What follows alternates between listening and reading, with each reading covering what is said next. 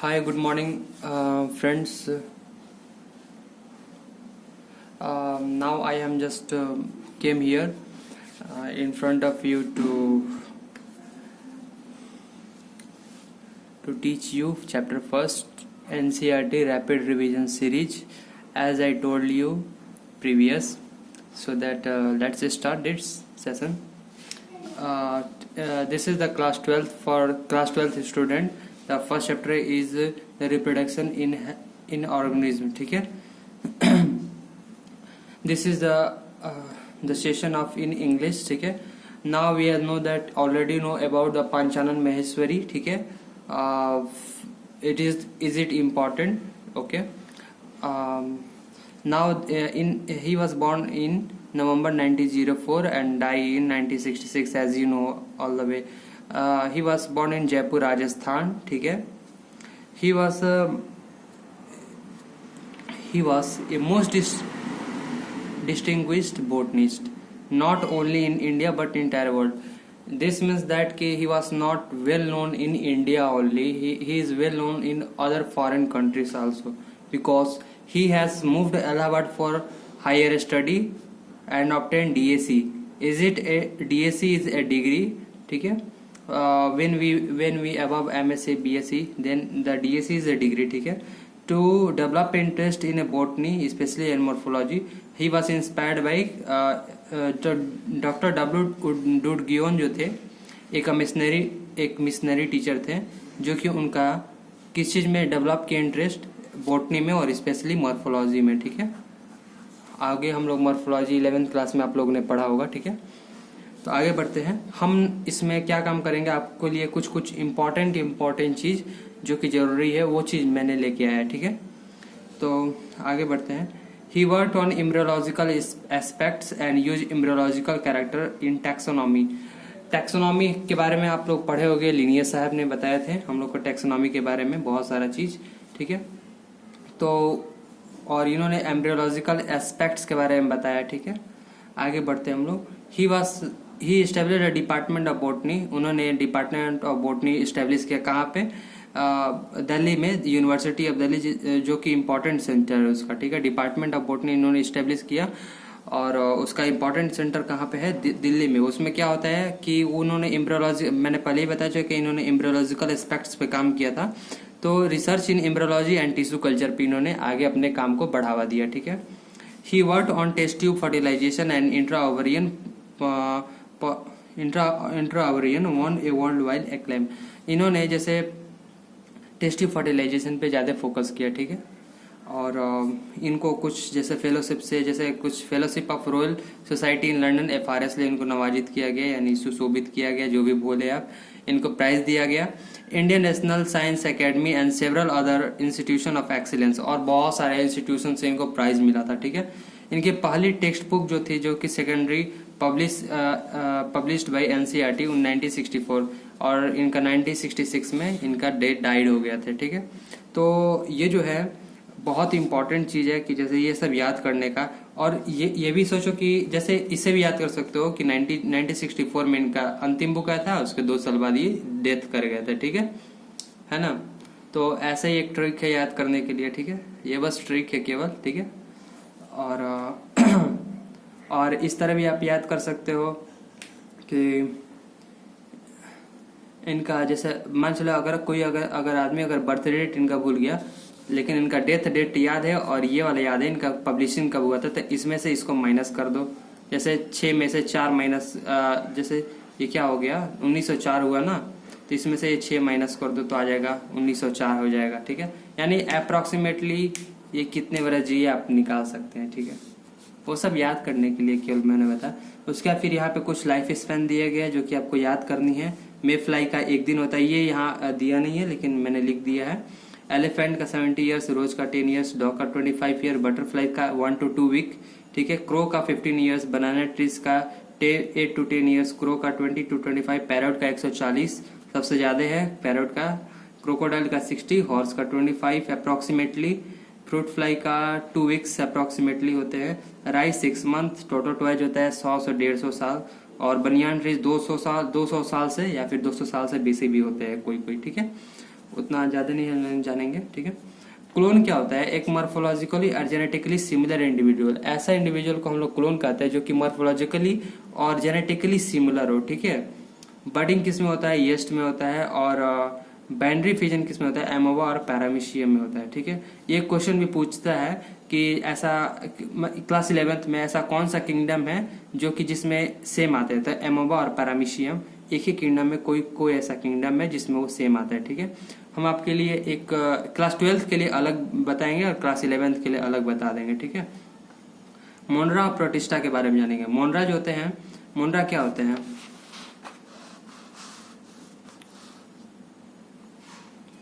मोनरा जो होता है, मोनरा के एग्जाम्पल आर्कीबैक्टीरिया। प्रोटिस्टा में जो होता है 3 टाइप का प्रोटिस्ट आता है, प्रोटोजोन प्रोटिस्ट, फोटोसिंथेटिक प्रोटिस्ट और एक कंज्यूमर डिकम्पोजिसर प्रोटिस्ट, ठीक है। कंज्यूमर डिकम्पोजिसर प्रोटिस्ट का स्लाइमोल्ड एग्जाम्पल हो जाएगा।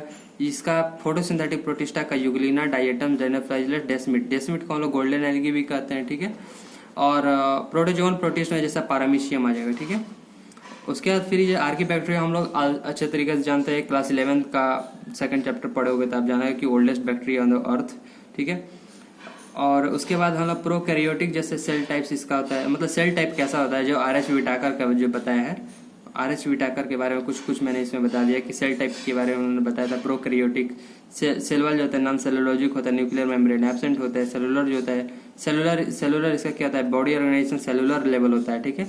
बताया था आर.एच. विटाकर ने। सेलुलर लेवल मतलब सेलुलर लेवल होता है मोनरा प्रोटिस्टा, उसके बाद फिर मल्टी सेलुलर, उसके बाद फिर आगे सारा तो मल्टी सेलुलर ही होते हैं उसके आगे, कि मोनरा प्रोटिस्टा जो होते हैं वो सेलुलर लेवल होता है, ठीक है।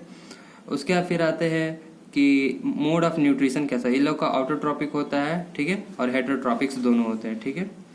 और आते हैं हम लोग, देखो जैसे इसमें कुछ मैंने डाल दिया है, ऐसे आप बोलोगे तो मैं उसके लिए क्लास 11th के लिए अलग सेपरेट वीडियो बना दूंगा, ठीक है। तो यहाँ पे जैसे मोनरा को हम लोग 6 डोमेन, जो 6 किंगडम क्लासिफिकेशन में जो आया है वो डोमेन होता है। डोमेन जो होता है वो किंगडम से भी ऊपर होता है, ठीक है। तो मोनरा और प्रोटिस्टा को मोनरा को हम लोग 2 भाग में बांटे, एक आर्किया और एक प्रोकैरिया, ठीक है। और ये सब जितना सारा है ये सब यूकैरिया में आता है, ठीक है, प्रोटिस्टा से एनिमेलिया तक, ठीक है। मोनरा को 2 भाग में बांटा गया, ठीक है। आगे इसका डिटेल जो होता है क्लास 11th के नोट्स आप बोलिएगा तो मैं बता दूंगा, ठीक है। इन एमोबा इसमें पेलिकल जो होता है एब्सेंट होता है, ठीक है, ये एसिमेट्रिकल होता है। कुछ 11th का ही मैंने इसमें डाल दिया है। Most common structure of zoospores on Chlamydomonas होते हैं, माइक्रोस्कोपिक मोटाइल स्ट्रक्चर होता है, ठीक है। ये बहुत इंपॉर्टेंट है, माइक्रोस्कोपिक मोटाइल स्ट्रक्चर जो होता है क्लाइडोमोनाज का होता है, ठीक है। क्वेश्चन में पूछ सकता है क्लाइडोमोनास का जो होता है वो कैसा स्ट्रक्चर होता है, तो माइक्रोस्कोपिक या माइक्रोस्कोपिक मोटाइल स्ट्रक्चर या माइक्रोस्कोपिक नॉन मोटाइल स्ट्रक्चर, ये सब क्वेश्चन पूछते हैं, ठीक है। तो इस सब में ज़्यादा टेंशन पैनिक होने की बात नहीं है, वो बस मैंने इसीलिए ये एनसीईआरटी रिवीजन सीरीज निकाल दिया, ठीक है। हाफ एन आवर में एक चैप्टर कंप्लीट हो जाएगा, ठीक है, या फिर मुश्किल से 1 घंटा लगेगा, ठीक है। जूस्पोर जो होता है क्लाइडोमोनास में होता है, कोनोडिया फॉर्मेशन पेनिसिलियम में होता है, ये सब तो याद करने वाले। बर्डसिन हाइड्रा में होता है, गेमिल्सिन स्पॉन्जिस में होता है। टोटिपोटेंसी क्या होता है? Capacity of to germinate the new individual, ऐसा कैपेसिटी ताकि एक नए इंडिविजुअल को जर्मिनेट किया जा सके, उसे हम लोग क्या कहते हैं? टोटिपोटेंसी कहते हैं, ठीक है। पोटैटो जो होता है वो आइस में, पोटैटो में क्या आता है? आइस में पोटैटो आता है, ठीक है। जिंजर में क्या आता है? राइजोम्स आते हैं। और एगेव में क्या आता है? बल्बिल आता है, ठीक है। और बल्बिल को हम लोग, बल्बिल जो होता है वो फ्लेसी बर्ड होता है, ठीक है। कैसा बर्ड होता है? फ्लेसी बर्ड होता है, ठीक है। यहाँ पे फ्लेसी बर्ड मैंने लिखा है, ठीक है। बल्बिल जो होता है यहाँ पे फ्लेसी बर्ड मैंने लिखा है। उसके फिर ब्रायोफेलम्स आते हैं। ब्रायोफेलम को हम लोग लीफ बर्ड्स कहते हैं, ठीक है। वाटर हाइसिन जो होता है जिसे हम लोग ऑफसेट भी करते हैं, और इसोर्सिनिया क्रेसिपे जिसे हम लोग टेरर ऑफ बंगाल भी कहते हैं। ये जो वाटर हाइसिन थे वो ऐसा माना जाता है कि जो शायद कॉन्टामिनेटेड चीज में, जैसे वीट के साथ ही आया था, ठीक है, इंडिया में इंट्रोड्यूस हुआ था, और ये बहुत जल्दी फैल जाता है। हम लोग क्लास 12th के ही चैप्टर में पढ़ेंगे आगे चलकर कि ये इसर्सिया क्रेसिपे क्या क्या करता है, मतलब वाटर ड्रेन कर देता है, जैसे लो ऑक्सीजन डिमांड कर दे, जिसके चलते बहुत सारी फिशेस का डेथ हो जाता है, ठीक है। वो सब बातें बाद में करेंगे, ठीक है, लेकिन आगे बहुत सारे चैप्टर में सब चीज दिया गया, ठीक है। यूनिट ऑफ वेजिटेटिव प्रोपगेशन क्या होता है? प्रोपगेल्स क्या होता है? जैसे रनर हो गया, सकर हो गया, ऑफसेट हो गया, बल्बिल हो जाएगा, बल्ब्स हो जाएगा, और ट्यूबर और राइजोम्स हो जाएगा, ठीक है। राइजोम किसका? जिंजर, ये सब का लगाते हैं हम लोग, ठीक है। ऐसा क्वेश्चन पूछता है कि राइजोम किसका यूज करते हैं, ट्यूबर किसका यूज करता है, बल्ब्स किसका यूज करता है, ऑफसेट किसका यूज करते हैं, रनर किसका, ऑफसेट यही वाला है, वाटर हाइसिंथ, ठीक है। ब्रायोफाइलम्स ये सब जिसका जिसका जो जो चीज लगाता है, जैसे बनाना का हम लोग राइजोम्स लगाते हैं, जिंजर का हम लोग राइजोम्स लगाते हैं, वैसे ही टाइप का सब। अब आते हैं algae and fungi undergoes A sexual reproduction and adverse condition. Algae और फंगाई में भी सेक्सुअल रिप्रोडक्शन होते हैं, ठीक है। एल्गी और फंगाई में भी सेक्सुअल रिप्रोडक्शन होते हैं, लेकिन कब, जब एडवर्स कंडीशन होता है तब, ठीक है। कैसा कंडीशन, एडवर्स कंडीशन में, ठीक है। एडवर्स कंडीशन में क्या होता है, एल्गी और फंगाई में भी वो होते हैं, ठीक है। आई थिंक कि कैमरा अब सही है, हाँ।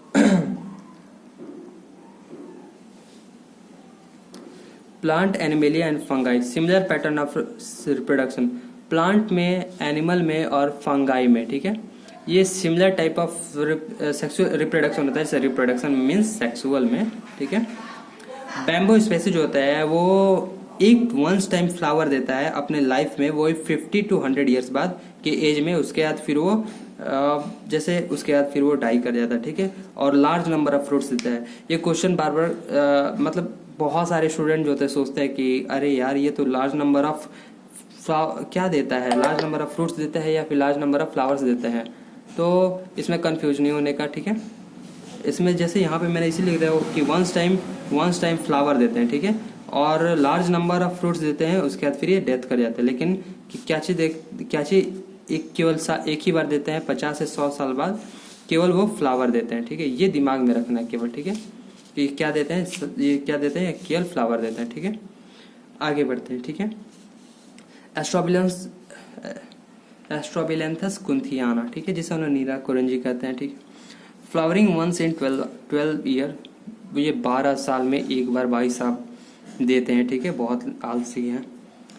फ्लावरिंग वंस, इसको अंतिम समय में कब देखा गया था, 2006 में देखा गया था, सितंबर अक्टूबर के महीने में देखा जाता है, ठीक है, जनरली सितंबर अक्टूबर महीने। और ये कहाँ मिलते हैं इसके बारे में भी एनसीईआरटी में बहुत खूबसूरती से जिक्र किया गया है, ठीक है। ये जैसे इस यहाँ पे मिलते हैं, जैसे ये केरला, कर्नाटक और तमिलनाडु के भी ब्लू स्टेचेस में, एंड एनसीईआरटी में लिखा गया। अभी तक तो क्वेश्चन नहीं पूछा है ब्लू स्टेचेस कहाँ पे मिलते, तमिलनाडु के कहाँ पे बोला है, लेकिन ये सब चीज़ ध्यान रखने वाली बात है, ठीक है। और पीरियड ऑफ मैच्योरिटी जिसे हम लोग जुवेनाइल फेज कहते हैं, वही अगर प्लांट की बात की है तो उसमें वेजिटेटिव फेज कहते हैं। एनुअल और बाइनियल, ऐसा प्लांट जो कि अपना बायोलॉजिकल साइकिल जो होता है 1 साल में कंप्लीट करे, उसे हम लोग एनुअल प्लांट कहते हैं। और ऐसा प्लांट जो कि अपना लाइफ साइकिल दो सीजन या फिर 2 ईयर्स में कंप्लीट करे, उसे हम लोग क्या, उस अपना बायोलॉजिकल साइकिल कंप्लीट करे, उसे हम लोग क्या कहते हैं, बाइनियल। बाइनियल में जैसे ऑनियन फैमिली, जैसे लीक आ जाएगा, ठीक है। ऑनियन फैमिली का एग्जाम्पल मैंने लिखा है, लीक एक होते हैं, ठीक है। उसके बाद फिर मैं इसका बात करता हूँ आगे।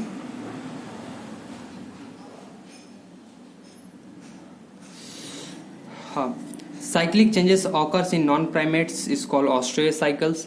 और जो हम लोग प्राइमेट्स में होते हैं, जैसे मंकी, एप्स, ह्यूमंस बींग्स में होते हैं, और इसमें बायोलॉजिकल साइकिल जो होते हैं, उसमें हम लोग प्राइमेट्स में जो होते हैं उसमें हम लोग मेंस्ट्रुएशन साइकिल कहते हैं। सॉरी, यहाँ पे मैंने बायोलॉजिकल लाइफ साइकिल लिख दिया है, इसमें मेंस्ट्रुएशन साइकिल होगा, ठीक है, मेंस्ट्रुअल साइकिल।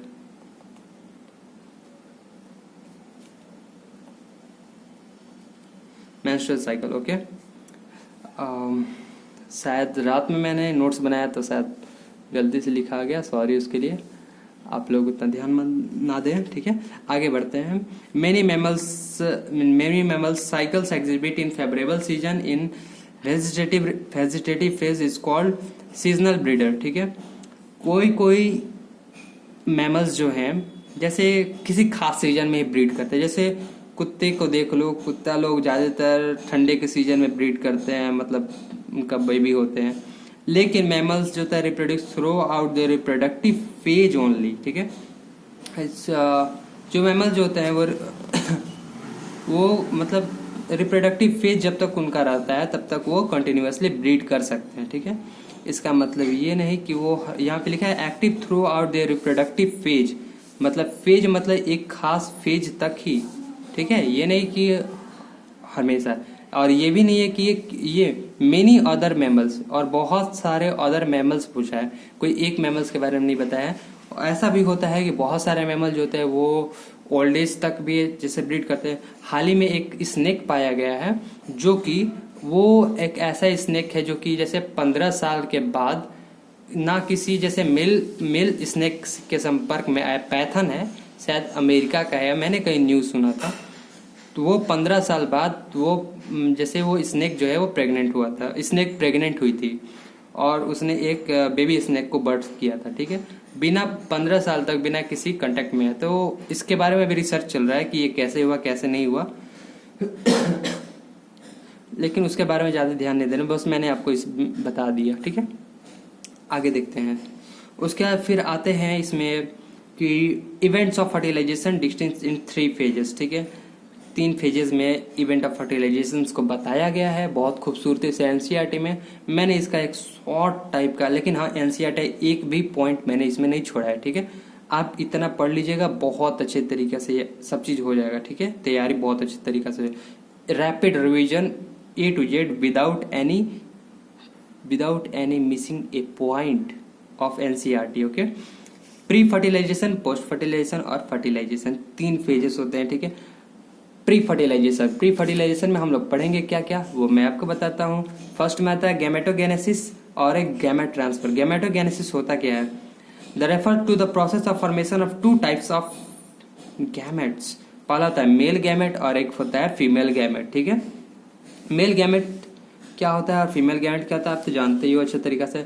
गैमेट जो होता है आर हैप्लॉइड सेल्स। कभी भी ये क्वेश्चन पूछता है कि गैमेट क्या होता है, एनसीईआरटी के जो आप क्वेश्चन बनाएंगे तो एनसीईआरटी के क्वेश्चन में भी ये पूछेगा कि गैमेट क्या होता है, हैप्लॉइड होते हैं, डिप्लॉइड होते हैं, जाइगोट क्या होता है, हैप्लॉइड होता है कि डिप्लॉइड होता है, ठीक है। तो आपको यहाँ से आंसर पता चल गया। आगे बढ़ते हैं। 2 gametes have a similar appearance is called isogametes. अगर 2 गैमेट अगर एक जैसा दिखे उसको लोग क्या कहेंगे, आइसोगैमेट कहेंगे। जैसे इसका एग्जांपल हो जाएगा क्लैडोफोरा, जो कि हम लोग एल्गी को कहते हैं, ठीक है। एकदम मस्त सा आंसर है इसका, क्लैडोफोरा, ठीक है। आप बोलोगे तो इसको मैं हाईलाइट भी कर देता हूँ, जैसा आप बोलो। तुम भी सोच रहे हो कि सर ये क्या बोल रहे हैं आप, इधर से कैसे हाईलाइट कर दे, हम कैसे बोल सकते हैं। सर आपकी मन की बात समझते हैं, यहाँ पे भी हाईलाइट कर देते हैं। आगे बढ़ते हैं। Two gametes has 2 distinct morphological types. अगर 2 गैमेट अगर अलग अलग प्रकार के होंगे तो हम लोग क्या कहेंगे, हेट्रोगैमेट्स।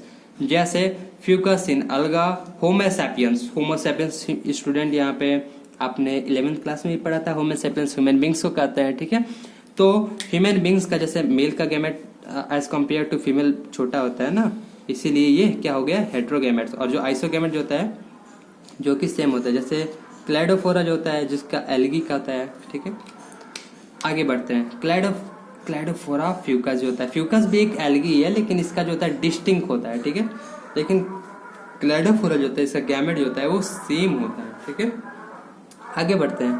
मेल गैमेट को हम लोग एंथ्रोजॉइड या फिर स्पर्म कहते हैं और फीमेल गैमेट को हम लोग एंथ्रोजॉइड इसको प्लांट में और स्पर्म जो होता है मेल में ह्यूमन बींग्स में, और फीमेल गैमेट को हम लोग एग कहते हैं या फिर ओवम कहते हैं, ठीक है।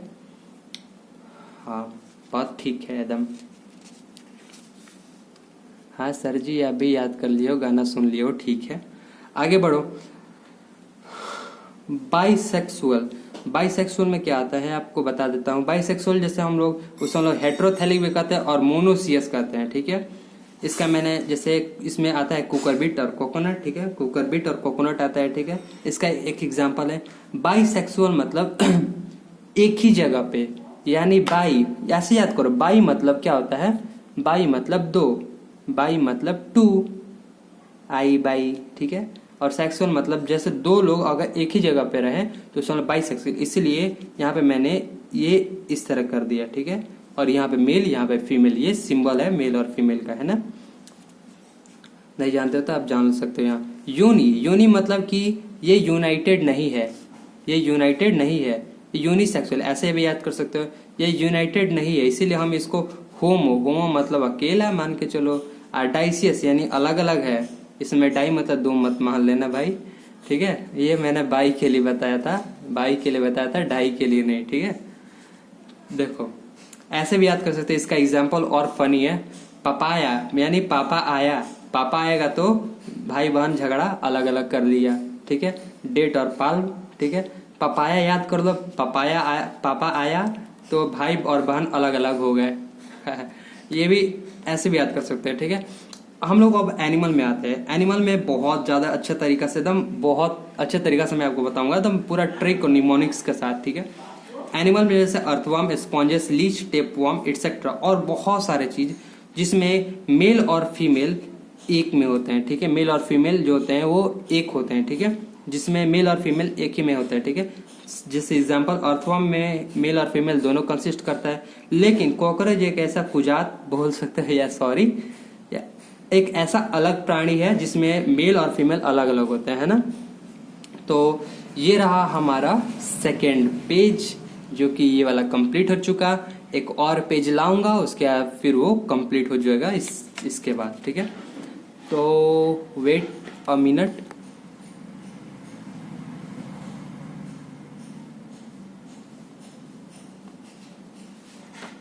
Wait a minute.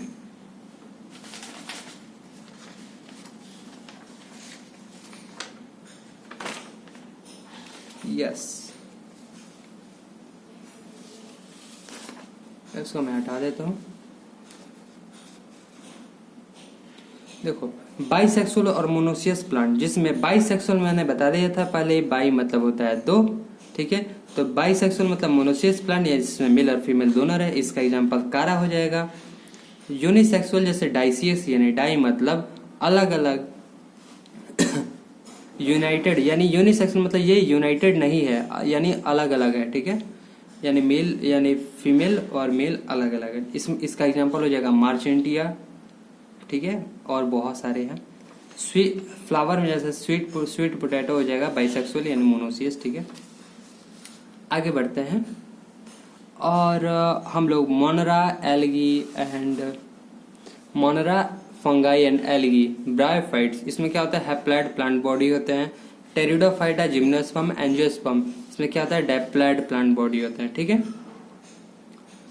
और इसका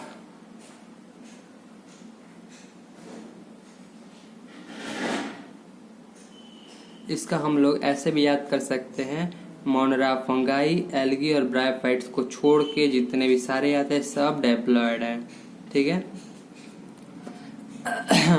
diploid organism has specialised cell, जिसे हम लोग मियोसाइट्स कहते हैं। ठीक है, ये क्लास 11 के सेल साइकिल, सेल डिवीजन में बहुत बढ़िया तरीका से आपको बताया जाएगा। अगर आप चाहे तो उसका भी मैं रैपिड रिवीजन सीरीज लेके आऊंगा, लेकिन हाँ चैप्टर 1 से स्टार्ट में करूंगा। ठीक है, जो कि undergoes meiosis at end stage, जैसे first set of chromosome get incorporated into the each gamete, यानी जो इसका जो सेट ऑफ क्रोमोसोम जो होते हैं वो आगे चलकर अलग अलग हो जाते हैं। ठीक है, मियोसाइट जैसे ये diploid organism has specialised cell, जो कि मियोसाइट जैसे गैमेट मदर सेल होता है, undergoes meiosis.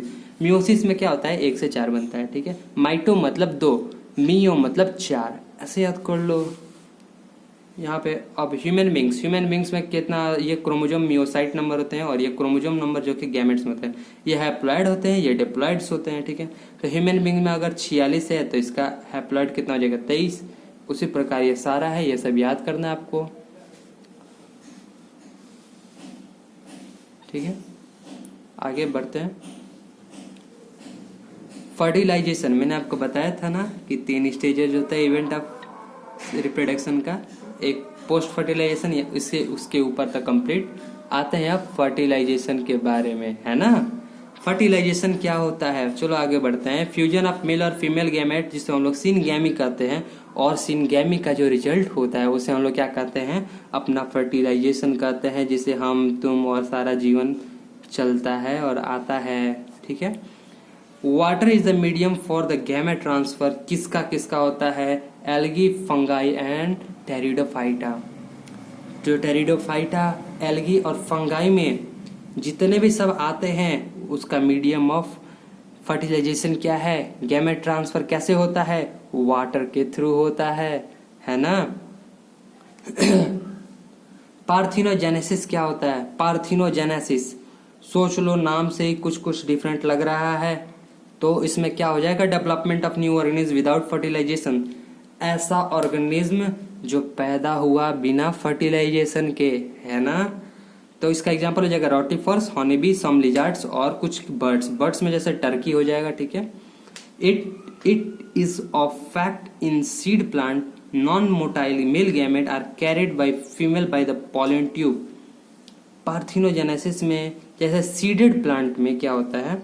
It is a fact that in seeded plant, seed plant में जो नॉन मोटाइल मेल गैमेट्स होते हैं, वो जो मेल गैमेट इसमें क्या होता है? सुस्त होता है, लेकिन फीमेल गैमेट बहुत चतुर होती है। बोलते हैं कि कहाँ भाग के जाओगे हमसे, आ जाओ मैं तो तुम्हें कैसे भी खींच लाऊंगी।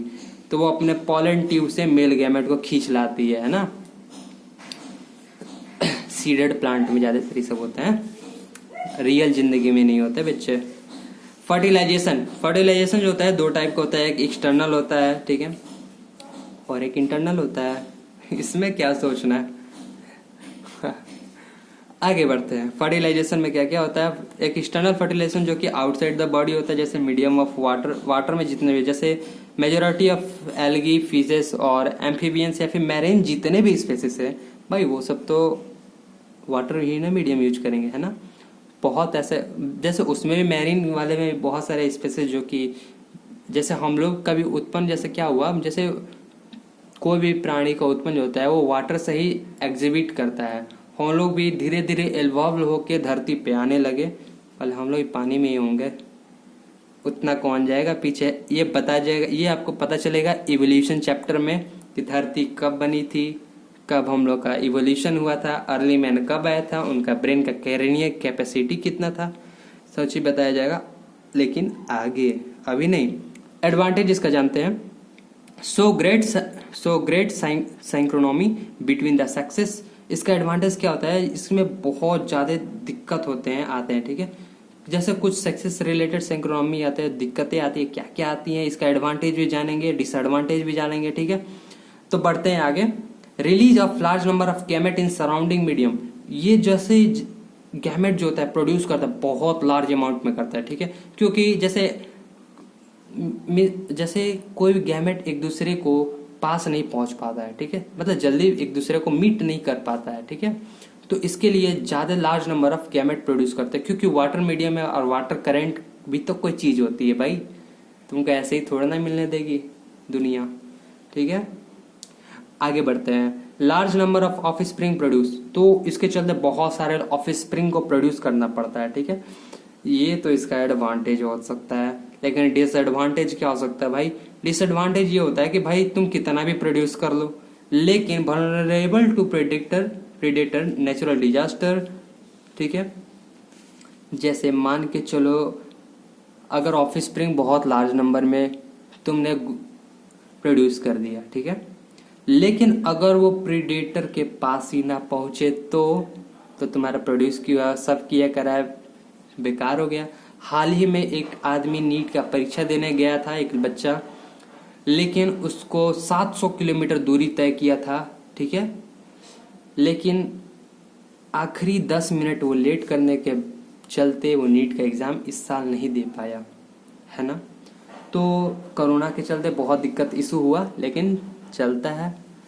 आगे बढ़ते हैं। इंटरनल फर्टिलाइजेशन में क्या होता है? फ्यूजन जो कि इनसाइड में होता है, जैसे हम लोग जैसे मैमल्स जितने हो गए, जैसे हम लोग जो होते हैं वो क्या होते हैं, हम लोग में तो इंटरनल फर्टिलाइजेशन ही होते हैं। जैसे जितने भी फीमेल होती हैं उनमें बहुत सारी ऐसे फीमेल होते हैं जिसमें इंटरनल फर्टिलाइजेशन ना होते हैं, ठीक है। जैसे बहुत सारी ऐसे, जैसे कोको और क्रो, इसमें भी बहुत सारे डिफरेंट आता है। कोयल और जो कौवा जो होता है उसमें बहुत सारे डिफरेंट आते हैं, ठीक है, कि आगे बताएंगे इसमें। जैसे 12th क्लास के अंतिम चैप्टर में, चैप्टर नंबर 13 में बताएंगे कॉमेंसलिज्म, म्यूचुअलिज्म, ये सब पूरा आगे पढ़ना है, तो इसमें बताएंगे आपको कि इसमें क्या क्या। और अब आपका लेसन चैप्टर समाप्त अब होने का कगार पे है, ठीक है। 2 पेज में मैंने इसको खत्म किया है, ठीक है। बहुत एक ऐसे एक भी पॉइंट नहीं जिसको इसको पढ़ने के बाद आपका एक भी पॉइंट छूटेगा कहीं भी, ठीक है। पोस्ट फर्टिलाइजेशन में क्या होता है बताया था मैंने, 3 टाइप का होता है। इवेंट फर्टिलाइजेशन मतलब event of fertilisation, pre fertilisation, fertilisation और पोस्ट फर्टिलाइजेशन। पोस्ट फर्टिलाइजेशन में दो, एक जाइगोट फॉर्मेशन, एक एम्ब्रियोजेनेसिस। जाइगोट क्या होता है बताओ हमें, हैप्लॉइड या डेप्लॉइड? ये डेप्लॉइड होता है, ठीक है, लेकिन गैमेट क्या होता है, हैप्लॉइड होता है, याद रखना। जाइगोट जो होता है यूनिवर्सली सेक्सुअली रिप्रोड्यूसिंग ऑर्गेनिज्म, ठीक है। आगे external fertilisation, zygote is form external in the medium of water, मैंने बता रखा है। इंटरनल फर्टिलाइजेशन जो कि हमारे बॉडी के अंदर जैसे ह्यूमन बींग्स हो गए। Development of zygote depend upon the life cycle and environment, life cycle and environment पे भी डिपेंड करता है। जैसे हम लोग जैसे पंचानन माहेश्वरी किस चीज पे काम कर रहे थे बताओ हमें जल्दी अभी। हाँ सर कैसे बताएंगे, आप तो उधर बैठे हो, चलो ठीक है मैं ही बता देता हूँ।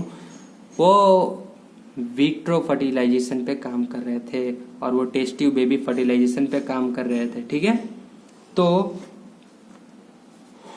यहाँ पे उन्होंने इन्वायरमेंट कंडीशन और सब चीज को ध्यान में रखते हुए भी उन्होंने किया होगा, ठीक है।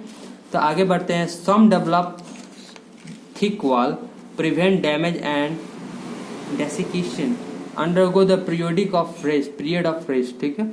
जैसे बहुत सारे जैसे एल्गी और फंगाई में जो उसका लेयर जो होता है बहुत ही थिक होता है। जैसे अब कोई तो अंडा देने वाला भी होता है भाई, अंडा भी तो अंदर से निकलता है, तो वो भी इंटरनल फर्टिलाइजेशन का ही तो एक पार्ट हुआ, ठीक है। आगे बढ़ते हैं। इसमें जाइगोट के बाद आता है सेकंड स्टेप आता है एम्ब्रियोजेनेसिस, यहाँ पे मैंने बता रखा है एम्ब्रियोजेनेसिस, ठीक है, तो ज़्यादा कंफ्यूजन मत होइएगा। हैप्लॉन्टिक लाइफ साइकिल पहले बता दो, उसके बाद डिप्लॉन्टिक। हैप्लॉन्टिक लाइफ साइकिल में जो होता है जाइगोट जो कि 2n होता है यानी डिप्लॉइड होता है, divided meiosis to form a haploid spores. ये किस में होता है, हैप्लॉन्टिक लाइफ साइकिल में। आपको ये हैप्लॉन्टिक लाइफ साइकिल और डिप्लॉन्टिक लाइफ साइकिल आपको बताया जाएगा किसमें, मॉर्फोलॉजी और एनाटॉमी जब पढ़ाया जाएगा तब बताया जाएगा, अच्छे तरीका से एकदम बताया जाएगा, ठीक है। डिप्लॉन्टिक लाइफ साइकिल जो कि 2n जो कि माइटोटिकली यानी माइटो मतलब 2 मैंने आपको बताया था। टू डेवलप जैसे 1 से 2, 2 से 4, 4 से 8, 8 से 16, ब्लास्टुला, मोरुला, ये सब स्टेज आता है, ये सब आपको बताया जाएगा, ठीक है, लेकिन अभी नहीं, चैप्टर 3 में क्लास 12 के, ठीक है। आगे बढ़ते हैं। Embryogenesis, the development of embryo from zygote by cell division, mitosis and cell differentiation, ठीक है। सेल डिवीजन माइटोसिस मतलब इंक्रीजिंग डेवलपिंग एम्ब्रियो इसमें होता है, ठीक है। और सेल डिफरेंशिएशन क्या काम करता है, वो help in cell undergoes for specialised tissue and organ to form an organism. जैसे ये जो होता है ये ग्रुप ऑफ सेल्स को एग्रीगेट करता है, तो ग्रुप ऑफ सेल एग्रीगेट करता है, सेल एग्रीगेशन होता है तो क्या बनता है, टिश्यू। टिश्यू एग्रीगेट होता है तो क्या बनता है, ऑर्गेन। ऑर्गेन एग्रीगेट होता है तो क्या बनता है, क्या बनता है बच्चे, ऑर्गेनिज्म बनता है सर, ठीक है, ऑर्गेनिज्म बनता है। तो आगे बढ़ते हैं, खत्म भी होने वाला। इन फ्लावरिंग, अगर हम लोग इन फ्लावरिंग प्लांट्स के बारे में बात करें तो zygote formed inside ovules, zygote formed inside ovules कैसे, वो हम आपको बताएंगे फर्टिलाइजेशन चैप्टर 2 जब पढ़ाएंगे तब, ठीक है।